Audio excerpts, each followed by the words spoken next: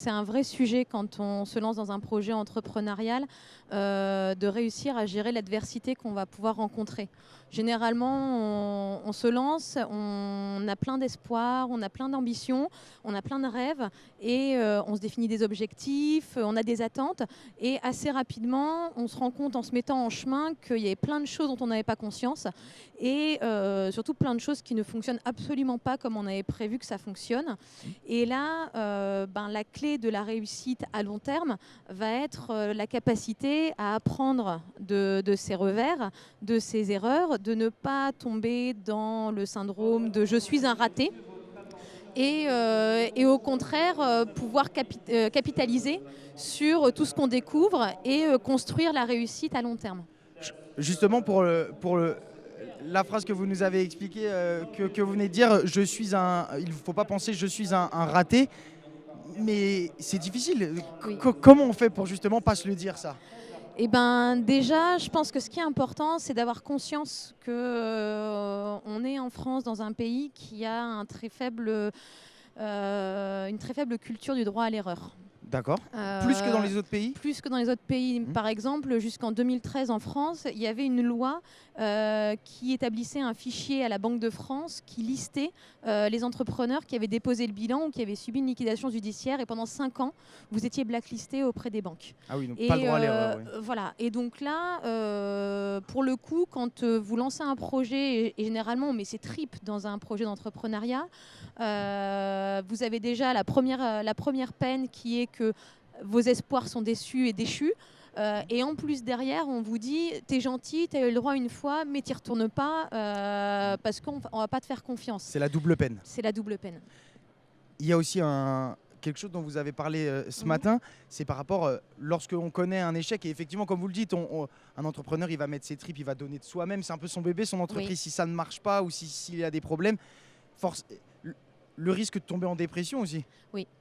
Alors, c'est un risque et en même temps, moi je l'ai vécu à plusieurs reprises même parce que j'ai eu un parcours de 7 ans assez chaotique. C'est un risque et malheureusement c'est un risque qu'on fuit alors que la dépression n'est pas une infamie. C'est à un moment une preuve d'humilité aussi, d'accepter que notre volonté ne peut pas tout, que le réel est plus fort que nous et d'accepter de s'arrêter. En fait, la dépression est juste un panneau stop qui nous demande de remettre les cartes à plat et redemande-toi vraiment de quoi tu as envie, qu'est-ce qui est vraiment important. Et aujourd'hui, j'en ai parlé dans la conférence parce que c'est un sujet tabou. C'est un sujet C'est vrai, oui. vraiment, on n'ose pas en parler, on n'ose pas assumer et qui mène au fait que beaucoup de gens vont la fuir à tout prix pour ne Être pas dans le déni un peu. être dans le déni, être dans le refus de ça, vouloir être tout de suite à rebondir. On veut rebondir. Oui, transformer ses échecs pour réussir, ça demande d'apprendre à rebondir. Mais ça demande d'apprendre à prendre le temps pour rebondir. Il y a un concept de saisonnalité des choses et il y a un phénomène de décantation. Il faut comprendre où sont nos erreurs, il faut comprendre ce qu'on a fait et se reconstruire et accepter de rester comme ça en bas et de se poser des questions fondamentales pour ensuite transformer ce qu'on a vécu en véritable réussite qui fait sens pour nous. Et justement, pour bien se connaître, Oui. on en discutait juste avant le début de cette interview. Donc, vous êtes consultante à Active Partners, mais pas que. Vous avez Mais pas une que. double casquette. Vous avez un autre projet, expliquez-nous. Oui, j'ai un projet qui se monte à côté de Saint-Lô, qui est l'Académie de l'Audace. Donc je monte un centre de formation qui vise à développer l'authenticité des personnes en entreprise. Alors, l'authenticité, pourquoi cet angle-là Parce que arriver à rester soi-même, à parler des vrais sujets, à mettre les vrais sujets sur la table dans des environnements où on a des injonctions d'aller plus vite, de surtout pas parler des choses qui fâchent parce qu'on a peur des conflits et autre chose, c'est une vraie question qui enferme beaucoup d'organisations et qui les mène à leur perte et à beaucoup de dysfonctionnements. Et donc, moi, mon projet, c'est d'aider les gens déjà à se connaître eux-mêmes, connaître leurs limites et les accepter, et également ensuite de les aider à développer les compétences qui vont faire en sorte qu'on peut rester authentique dans les situations difficiles. Parce que quand on se met à nu, le risque est que beaucoup ont peur aussi, c'est qu'on devienne une vraie passoire.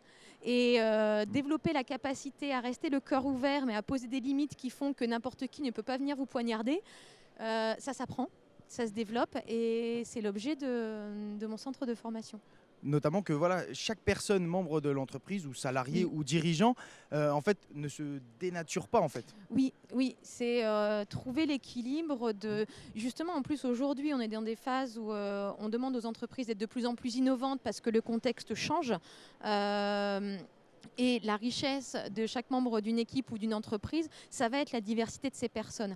Et être capable d'être soi-même et de ne pas tomber dans le conformisme pour faire bien et se faire accepter, c'est aussi en acceptant nos différences et notre singularité qu'on va pouvoir apporter une vraie richesse à l'entreprise. Je comprends, donc c'est pour cela aussi que vous créez cette académie de l'audace. De l'audace. Et pour ceux qui ont loupé la conférence de ce matin sur le festival Impulsion Business, une session de rattrapage va avoir lieu ? Oui, une session de rattrapage le 5 novembre à partir de 17h30 chez Orange Lab. La conférence n'a pas tout à fait le même titre, elle s'appelle « Je me suis royalement plantée et alors ?» Ça va être une variante avec un peu plus personnelle de ce matin, où vraiment là je vais partager mon vécu des dernières années. Vraiment un témoignage. Oui, les différents échecs que j'ai rencontrés pendant plusieurs années et de ce que j'ai vécu aussi pendant cette période.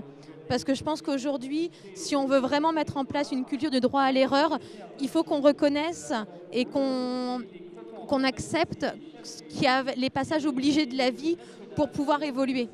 Et c'est vraiment l'objectif de cette conférence. Donc c'est chez Orange Lab à Caen, le 5 novembre, 17h30. La conférence est gratuite, elle est ouverte à tous. Et pour vous inscrire, il y a une inscription obligatoire puisque le site est sécurisé. Mais vous aurez les liens sur les réseaux sociaux. Et notamment sur votre page LinkedIn, vous nous avez dit. Donc, ma page et donc LinkedIn, je rappelle votre nom, Nathalie Kocinski, Kocinski. Voilà. Merci beaucoup d'être passé sur notre stand. Beaucoup.